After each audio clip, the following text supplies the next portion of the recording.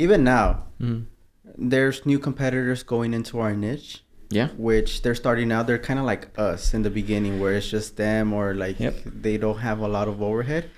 They're gonna price it lower than us, but I don't think we would try to match them. How's it going, everyone? Welcome back to another episode of Driven. In today's episode, we're gonna be discussing setting prices. I know for the people that don't know us, I know we started our current business. It's an e-commerce business in the automotive industry. We started in 2019. I know it's 2024, so we have 5 years in business. Yeah. And I know since the beginning till now, we grew the revenue each year, the run rate revenue to 3 million in, a year. I know we also have 15, 16 employees or people working. And I know it's just even prior to that, we started other businesses. So pretty much that's our experience, just straight out of high school, 2014. So now it's just business. Yeah. And finally, we are getting some success. Yeah. Yeah. So I guess for people that want to start their business, that are new to entrepreneurship, or that are thinking about starting a business, one of the things that even for us, we struggled in the beginning was setting prices. Yeah. Because again, if I'm going to do a service, or if I'm going to sell a product, how much should I sell it for? How much should I offer my time, my service? If I'm going to clean cars, if I'm going to do landscaping, if I'm going to sell t-shirts. And that's one thing we struggle, especially like in e-commerce. So I'm like, should I lower my prices based on the competitors? Should I match them? Should I do a little bit more? Are people going to buy my stuff? So I guess my question to you, because I know we started in e-commerce, is what's the one way we started setting prices when we started? So I know at the beginning that our prices were really just looking at the competitors and matching them and probably undercutting them. And I think at the beginning stages, when you don't have a lot of overhead, when you don't have employees, when you don't have to really make, good margins to profit, you're just still learning. I think it makes sense to actually maybe, and that's what we did, but that not knowing this, right? But we priced it, competitively. Like we were looking at competitors and we, undercutted them. And what that did is, we started selling, and that started creating volume for us. And so I know that through that, we started actually getting those repetitions in and fulfilling them and actually getting those sales. So then the customer could receive them and give us feedback on the product. And so we received a lot of feedback. I know that there was a lot of evolution of our products through time. We used certain materials, and it evolved to, let's say, as an example, right? We used to use Oracle, but then we used to, and so it evolved to a better product overall. Why wet is better than the dry method for, for our headlight, taillight tint.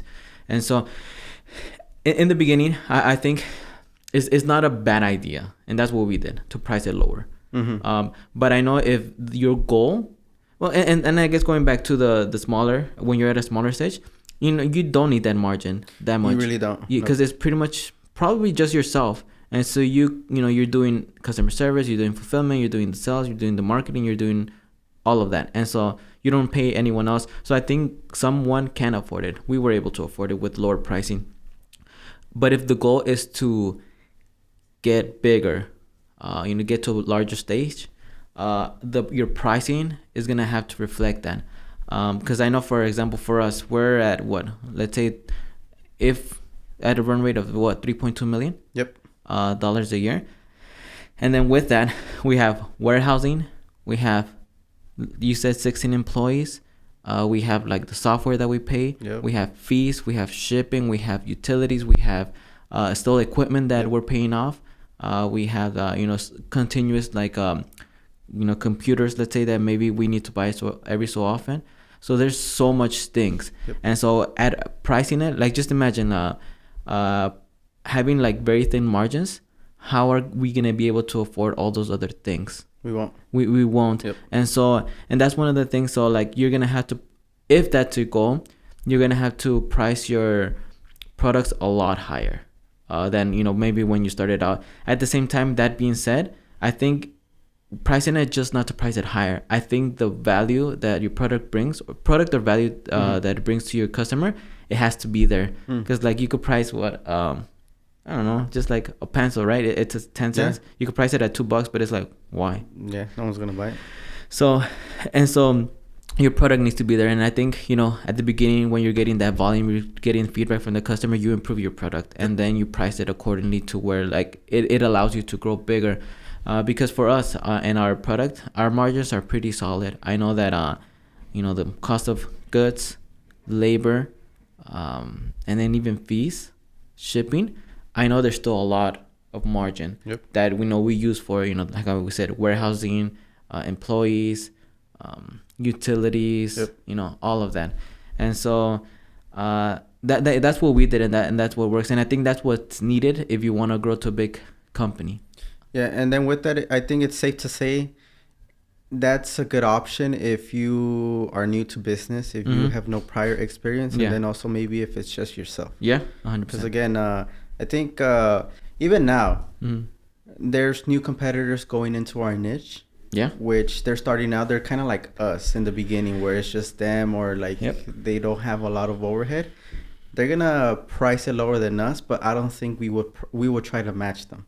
Nope, not even. Nope. Again, that's one of the things that if we do match them, then the market overall, the prices are gonna go lower, which is good for the consumers. Yeah, it's really good. But you as a business, like, it's maybe not the best for the business. So again, we don't overprice, because one, if we overprice, people are not gonna buy it. If they don't see the value, if we charge like 10x for it, people are not gonna buy it. But again, right now, like for us or an established business, it just doesn't make sense, and that's something like we see competitors coming in, and we just don't fight with them to get to the lower price. No, definitely. And then one thing that he said, that lower pricing like benefits the consumer. I think it does for certain things.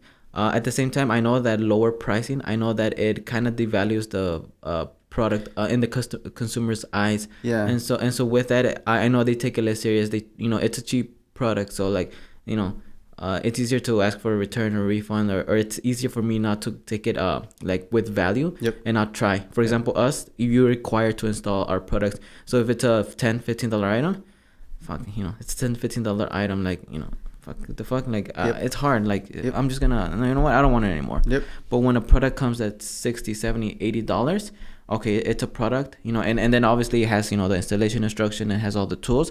So then you take it more serious. You're more careful. This is not a cheap product. So the customer actually values the product more, and actually takes the time and effort to actually, do a better job with it.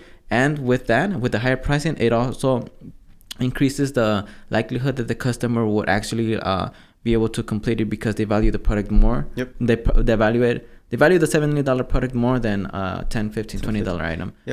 Yeah, and I think at the same time, the things we offer, the things we sell, people don't necessarily need it. Because I know, I would agree that I think it's beneficial for things to be at a lower cost when it's like your everyday necessities, like food, eggs, your whatever you need. Because for like the things we offer, people really don't need. No. Like that's the first thing that they're not gonna purchase. It's for like their vehicles, for their cars, accessories. So I'm like, it kind of makes sense for us to like just price it what we're pricing it, because again, if they're gonna get it, it's because they find value in it, and they want it for their cars. What I don't agree is like and that's getting off topic, but for the commodities like eggs, milk. Remember when it was like, for 18 pack of eggs, I think it was like freaking expensive, $14 or something like that. It was crazy, like $1 an egg. Yeah, which was crazy. Probably even more. Yeah, but that's getting off topic. Yeah. But yeah, that's one of the things, at least when you're within a business or a niche where it isn't like your everyday commodities, like your eggs, your food, your fuel, your things to survive. I think you have more playroom to, price it what people are going to find value with. Yeah, and the same thing like with cars. There's cars that start at $18,000, $19,000, $20,000, and there's cars that, $100,000. But people will still choose to buy the 100, even though the original purpose was to just drive, get to from A to B. But a lot of people, choose the, there's a lot that goes into it as to why, but it's, and so no, definitely, I think it does depend on the things. I know towards the beginning, it's good to just, get your feet wet, go into the deep end, see what the market is, see what people are willing to purchase your products, and then see, like, as you continue growing, maybe if you begin with low prices, eventually, like, your margins, they're not going to be able to afford a warehouse or people. Okay, so what would be the next process for... No, that, I guess, what was the process that we went through? Yeah, so pretty much, I know we had lower prices, right? And I know we got a lot of feedback from the customers. So we started using better material. Obviously, with better material comes more cost. And so yeah, we started getting feedback from the customers, and we started making the product better. And so pretty much we just, all the new products, we just, priced it higher. That's the thing. And there's no real like secret. Like, just test it out, see where what customers are willing to pay for the product that you're selling. Like, there's no real like strategy or anything. Like, we just priced it higher. Yeah. Okay, it was like at this. It was still like it was priced, let's say, at 20. Then we priced it at 40. The volume was still there. And so and also one of the things that I did want to mention is that also when you're at you're pricing it lower, you are gonna get more volume. Yep. But at the same time, for example, if it's something that you had to make or that requires labor, it's just going to increase. You're going to need more people for lower margins. Yep. So that's why it makes 100% sense to increase the pricing, even if you're going to get less sales. Because then with less sales, there's going to be more margins, but then you're also going to need... and when I say less sales, I mean volume. You're going to need more people too. I mean, less people with less volume, but margins are higher. And so... we priced it at 40, but then we were still getting quite a bit more. So then we priced it at 60. And so now currently, like, our pricing is, I will say 2 to 3 times as much as when we started out. And so, and people are still buying it because also the value of the product, it's there, as opposed to maybe alternatives that, they can go through. Yeah. And you see it in our average order. Because I know before, for 100 units we used to sell, like, the average was probably like 15 bucks. Yep, I remember that. And so let's just say, for the sake of making it easy for math, let's just say those 100 orders with the average 15, it was 1,000. And I know it's 1,500. Yeah. But let's just say for like simplicity. Mm-hmm. But now our average order is probably like in the 40s or 50 bucks, no? Mm-hmm. Around there. Yeah. So for the same 100 units, again, like how you were mentioning, like the people that we have fulfilling our items or the items for the company, it's the same amount of work, but it's a lot more when it comes to like 3x or 4x the amount of money that's generated through that. Yep. And and that's pretty much how we went about it. Yeah. And so, because I know that also, and I guess it also is the business model, right? Because for us, like higher margins, and you probably less volume, and will require less people too. But I know, for example, let's say if you're like extremely efficient and you're super like just really good at efficiency and operations and fulfillment, then you could be like a Walmart. Yeah, like volume. Yeah, just volume. Cheapest volume, which is fine. Instead of having like for us, for example, 4 people in fulfillment. But I mean, probably the expectation is to, if you're doubling or tripling the total volume, having 4, 5, 6, 7, 8, 9, 10 employees as opposed to 4. Which, as we've experienced, with people comes people problems. Yep, a lot. And so it's kind of really, I think, also the business model that you do want, that you do want, and for us, I know that this makes the most sense for us and what it is that we want to accomplish. Yeah.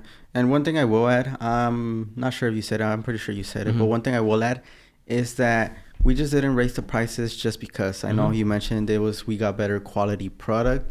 I know we got better at having instructions. We made installation videos, so specific installation videos for the car. So if we have 100 different makes and models, so like for Toyota, you have the Tacoma, you have the regular Camry, the Corolla. So for all of those, like those individual ones, and then not including the years, because there's different years. I know it's getting very like nerdy. Yeah.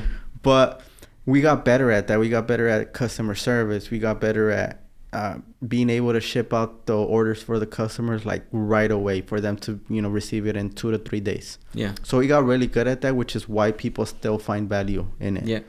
And why people still purchase it. Yeah, because if we were just to raise the prices up and then the quality sucked, we never responded to their comments, they didn't know how to install it, they're like, return. Yeah. And we will see our return rate go up. 100%. But, yeah. So with that, again, if you're doing a service, maybe offer a little bit more that most people are willing to offer, and you're gonna be able to charge more. Yeah, no, definitely, and I think it applies to services too. Yeah, services.